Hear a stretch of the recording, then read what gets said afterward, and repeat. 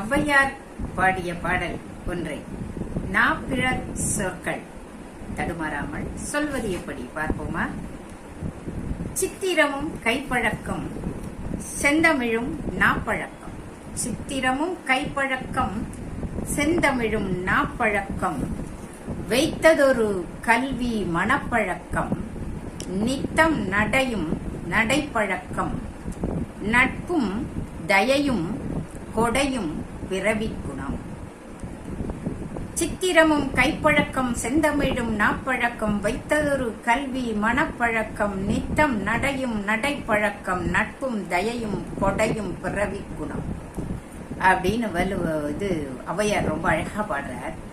சித்திரமும் கைப்பழக்கம் அப்படின்னா அழகான ஓவியம் வரைவன் சிறந்த ஓவியத்தை தருகிறான் என்றால் அவன் தொடர்ந்து பயிற்சி பெற வேண்டும். அந்த பயிற்சிக்கு பக்கத்துணையாய் அவனுக்கு பயிற்சி பெற உதவிகள் வேண்டும். அந்த பயிற்சி பெற்றால் அவன் சிறந்த ஓவியனாக மாறுகின்றான்.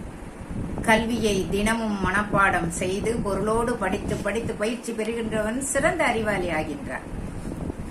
நாள்தோறும் நடத்தையில் முறையாக ஒழுக்கத்தோடு பழகுவது நடைமையில் நம்முடைய நடத்தையில் திறமைக்கு ஏதுவாகிறது.